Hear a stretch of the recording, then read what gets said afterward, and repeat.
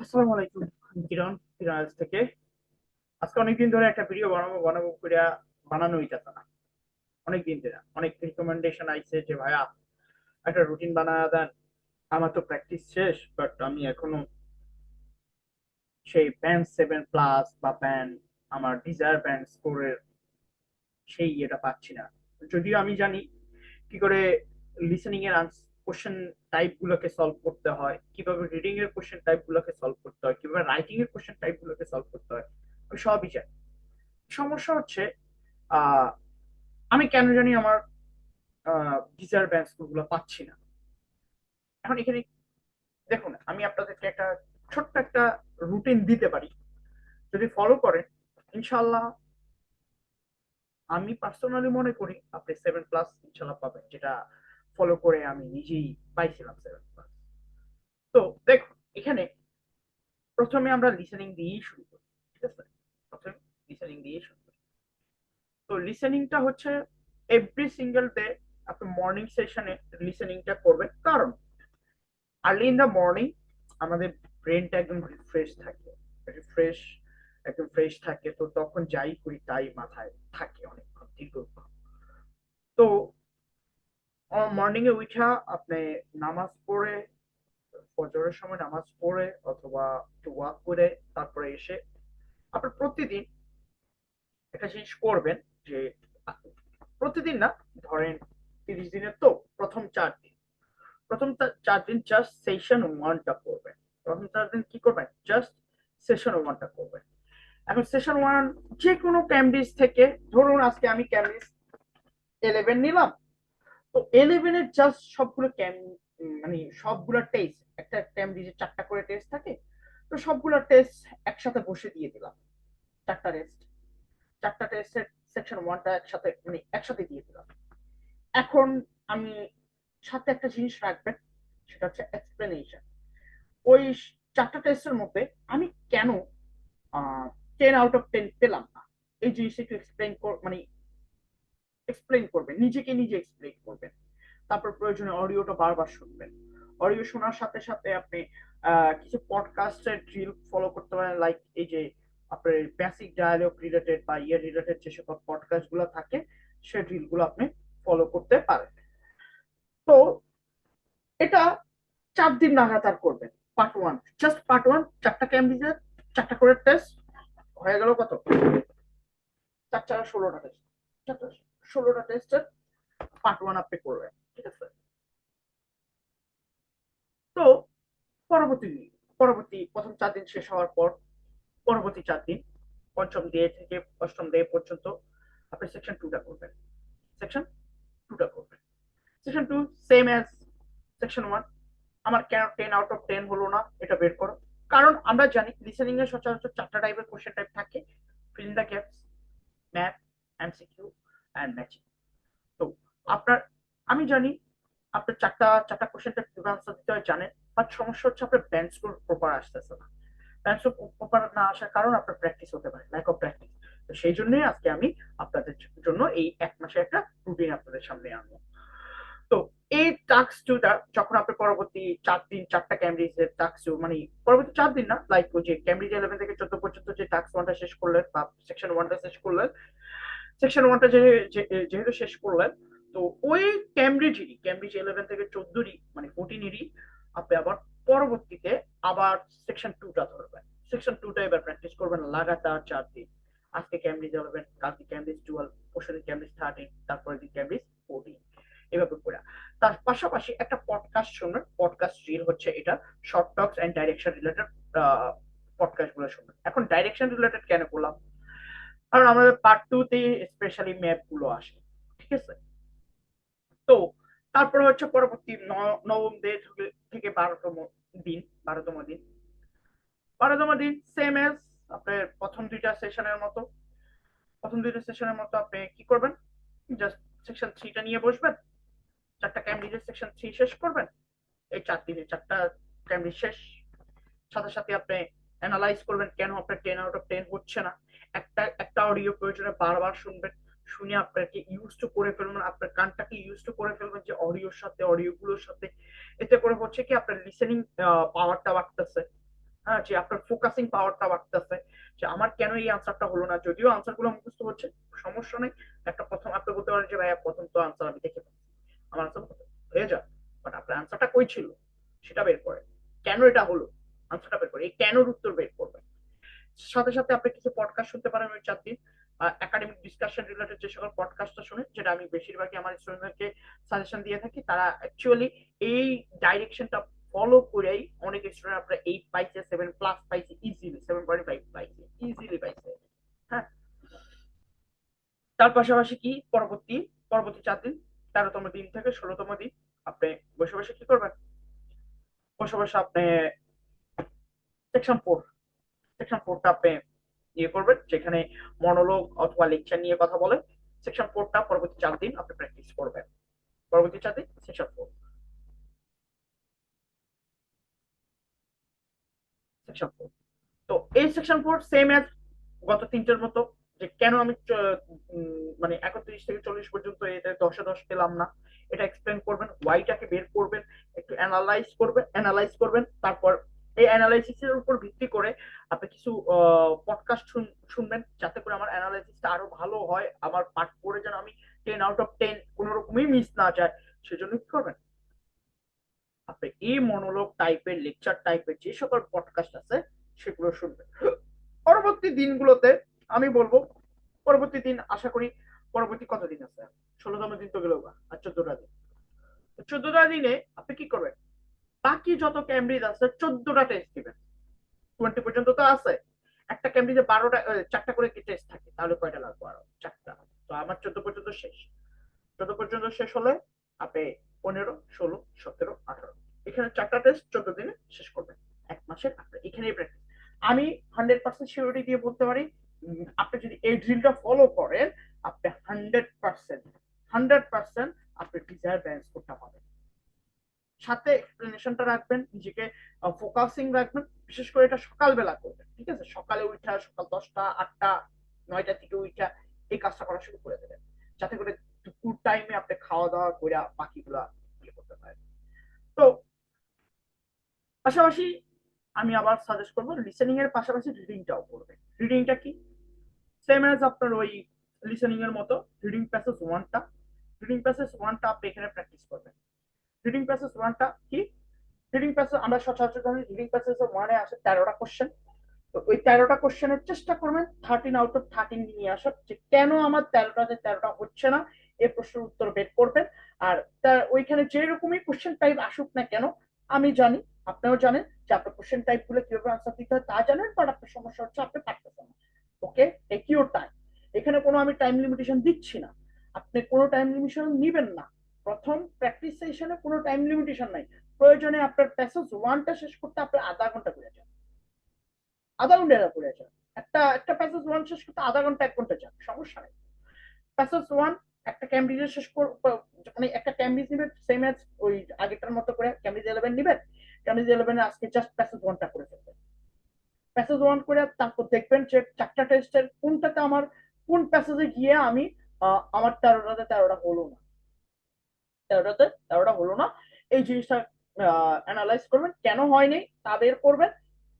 একটা কথা আপনাদেরকে বলি, আমরা যখন কোশ্চেন গুলো আনসার দিচ্ছি বা কোশ্চেন গুলোকে আমরা এই বের করছি, তখন কিন্তু আমাদের পড়া হচ্ছে না, আমাদের পড়া হয় তখনই যখন আমরা কোশ্চেন গুলোকে ভুল ভুল মানে আনসার দিতে ভুল করি, ভুল করে ওই আনসারটা কেন ভুল হয়েছে এটা বের করতে যাই। লাইক, এটা অ্যাকচুয়াল মিনিং হচ্ছে অ্যানালাইসিস যখন করি, আমরা অ্যানালাইসিস যখন করি তখনই আমাদের পড়াটা হচ্ছে।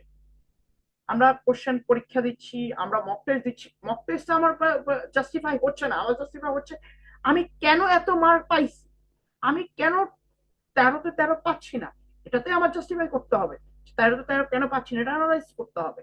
সেম এজ আপনার প্যাসেজ টুতে, কেন আমি 13-তে 13 এখানে 13টা হয়, তো 13টা হলে এই 13টা আপনি কোনো টাইম লিমিটেশন নাই, টাইম লিমিটেশন ছাড়াই আপনি ইয়ে করেন, যে কেন আমার 13টা হয়নি। ক্যামব্রিজ আপনার সেম এজ আপনার ক্যামব্রিজ 11 থেকে 14 পর্যন্ত 4টা ক্যামব্রিজ ঝালাফালা করে ফেলবে, এই 4টা ক্যামব্রিজে কেন আমার প্যাসেজ টুতে 13টা হলো না, আমি এখনো কোনো টাইম লিমিটেশন দিচ্ছি না, 1 ঘন্টা করে আনেন প্রয়োজন, একটা প্যাসেজ টু লেগে 1 ঘন্টা, প্যাসেজ ওয়ানের লেগে 1 ঘন্টা নেন আপনি, সমস্যা নেই, জাস্ট পরবর্তী 4 দিন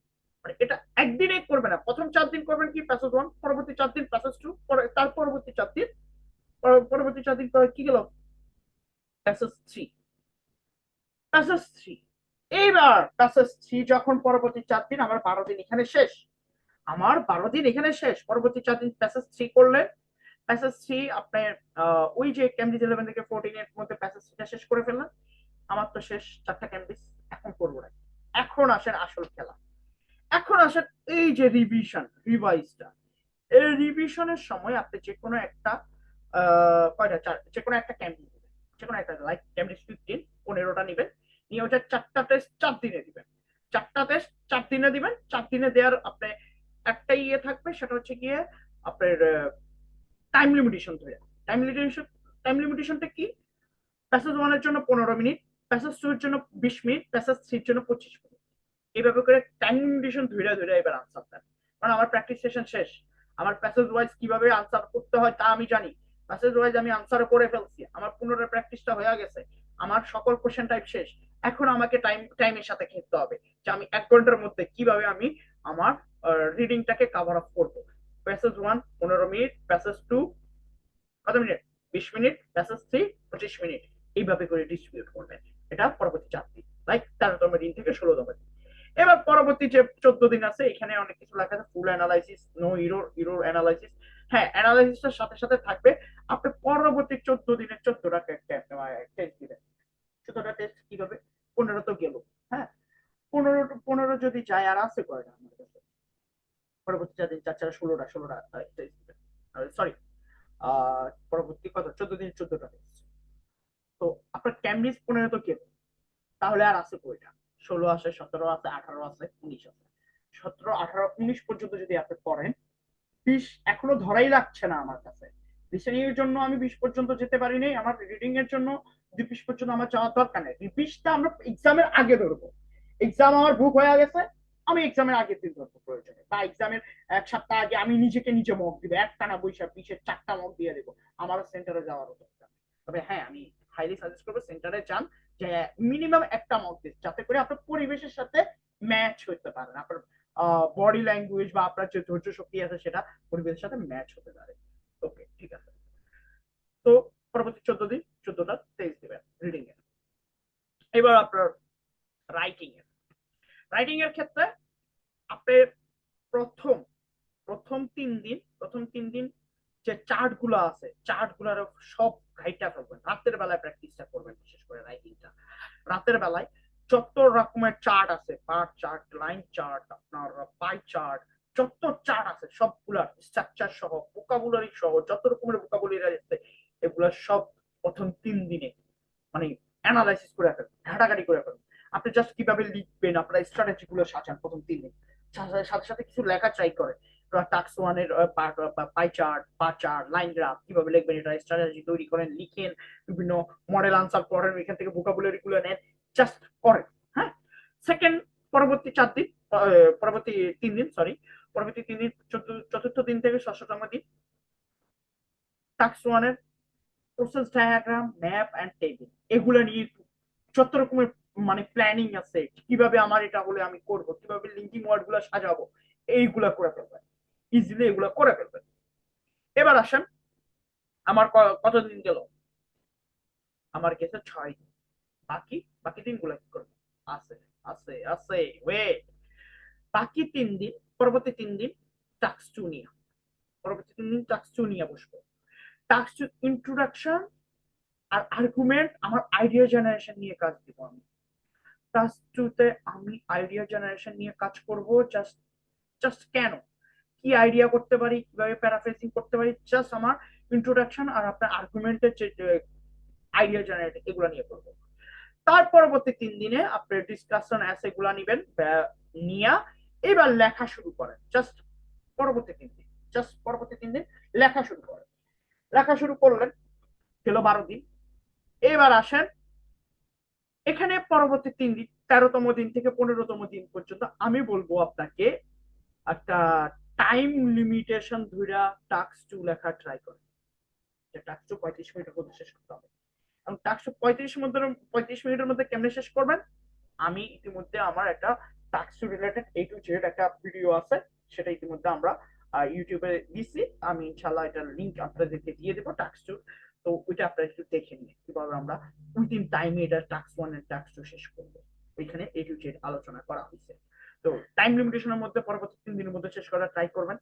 তারপরে 16তম দিন থেকে আপনার শুরু হবে আপনার 30তম দিন পর্যন্ত রাতের বেলা এগুলো শুরু। 30তম দিন পর্যন্ত ডেইলি একটা করে, একটা টাস্ক ওয়ান, একটা টাস্ক টু, একটা টাস্ক ওয়ান, একটা টাস্ক টু, উইথ আপনার কি করবেন একটু অ্যানালাইসিস করবেন যে আপনার লেখাগুলো নিজের সাথে নিজে কম্পেয়ার করবেন, অথবা কোনো মেন্টর যদি থাকে বা আপনার কোনো ফ্রেন্ড থাকে তার কাছ থেকে ফিডব্যাক দিবেন, বা এখন এআই যুগ, আপনি এআই কে দিবেন যে আমার কোথায় কোথায় ভুল হয়েছে, ভুলগুলো বের করো। আপনার ব্যান্ড স্কোর ম্যাটার করে না। আপনি যদি ভুলগুলো সলভ করতে পারেন, সলিউশন মানে আপনার যে ভুলগুলো হচ্ছে তার যদি আপনি আহ, সমাধান বের করতে পারেন, তাহলে তো আপনার ব্যান্ড স্কোর ইজিলি চলে আইতেছে, ব্যান্ড স্কোর ইজিলি চলে আসবে। হ্যাঁ, তো তাহলে আমি আপনাকে সাজেস্ট করবো যে আপনি জাস্ট ভুলগুলো বের করুন, আপনার ভুল বের করুন, ভুলের উপরে কাজ করুন, সমাধান আপনার ভুলের উপর বের করুন। ওকে, আচ্ছা, এখানে 30 দিন গেল। সেম এবার পার্ট ওয়ান এসে ইয়াতে স্পিকিং এর ক্ষেত্রে, স্পিকিং এর পার্ট ওয়ান এর গুলা নিয়ে আপনারা প্রথম 3 দিন আলোচনা করবেন যে কমন কি কি কোশ্চেন টাইপ আছে পার্ট ওয়ানে, পার্ট ওয়ানে। তারপর মানে চতুর্থ দিন থেকে ষষ্ঠ দিন পর্যন্ত আপনি কিছু ভোকাবুলারি অ্যাডাপ্ট করবেন, নতুন নতুন ভোকাবুলারি আনার ট্রাই করেন। পার্ট মানে প্রথম 3 দিন আপনি জাস্ট পার্ট ওয়ান নিয়ে কথা বলার চেষ্টা করেন, simple sentence, simple simple simple. তারপরে আপনার ভোকাবুলারি আর ফ্লুয়েন্সি ডেভেলপ করবেন পরবর্তী চতুর্থ দিন থেকে ষষ্ঠতম দিন। এই দিনগুলোতে একটু গ্রামার গুলা দেখবেন, গ্রামার কি লাগে, ডিগ্রি লাগবো, আপনার ক্লজ লাগবো, আর আপনার ভয়েস লাগবো, শেষ। আর সাথে লিঙ্কিং ওয়ার্ড কিছু অ্যাড করে দিবেন, এডিএম কিছু অ্যাড করে দিবেন। তারপর হচ্ছে কিউ কার্ড। এবার কিউ কার্ডের নিয়ে লাগে 3 দিন, 3 দিন মানে নিবেন। এই 3 দিনে আপনি কিউ কার্ড কিভাবে শুধু আনসার করতে হয় তা শিখবেন। কিউ কার্ডের যত টিপস এন্ড ট্রিক্স আছে আশা করি আপনি জানেন, বাট এগুলো কিভাবে ইয়ে করতে হয় পুনরায় রিমাইন্ড করে নিবেন এই 3 দিনে। তার পরবর্তী 3 দিন নিজেকে রেকর্ড করে নিজে সেলফ ইভ্যালুয়েশন করবেন। ওই যে পার্ট ওয়ান আর পার্ট টু মিলে আপনি জাস্ট সেলফ ইভ্যালুয়েশন করে রেকর্ড করবেন মিররের সামনে অথবা একটা ক্যামেরার সামনে রেকর্ড করে। এবার নিজের ভিডিও গুলো নিজে শুনবেন, নিজে ইভ্যালুয়েশন করবেন নিজে। এবার পরবর্তী 3 দিন, 13তম দিন থেকে 15তম দিন আপনি কি করবেন, পাচ্ছি নিয়ে কথা বলবেন। পাচ্ছিতে কিভাবে আমি দীর্ঘ, আপনারা জানেন পাচ্ছি ওপিনিয়ন বেসড হয়, এই পাচ্ছিতে একটু বড় করে আনসার দিতে হবে। তো পাচ্ছিতে কিভাবে আমি বড় করে আনসার দিতে পারি, কিভাবে স্ট্রাকচারাল ওয়েতে আমি আনসার দিতে পারি, সেগুলো প্র্যাকটিস করবেন। জাস্ট পাচ্ছি পরবর্তী 3 দিন। এবার পরবর্তী 16 দিন আমি আপনাকে বলবো, পরবর্তী 14 দিন, 16তম দিন থেকে 30তম দিন পর্যন্ত টানা রেগুলার 14টা মক দেন। 14টা মক হয়তো ফ্রেন্ডের সাথে দেন বা মেন্টরস এর সাথে দেন, অথবা এর মধ্যে আপনি যাই মক টেস্ট এক্সাম সেন্টারে যাই মক দিতে পারেন। জাস্ট মক দেন। আপনি এখানে বের করবেন কি, আপনি ঘরে যখন মক দিবেন তখন ট্রাই করবেন এটা রেকর্ড করার, অথবা ট্রাই করবেন রেকর্ড করার, অথবা আপনার যার মাধ্যমে ফিডব্যাকটা দেয়া তাকে বলবেন যে তুমি এটা রেকর্ড করো, আমি যেন এটা একটু শুনে নিজেকে নিজে ডেভেলপ করতে পারি। বুঝতে পারছেন? তো এইভাবে নিজে আপনার নিজে ব্যান্ড 7 এর জন্য প্রস্তুত করতে পারেন উইদিন 1 মান্থ। এটা অনেক একটা ডিমান্ডেবল ভিডিও ছিল, আজকে আমি আপনাদের জন্য নিয়ে আসলাম অনেকদিন পর।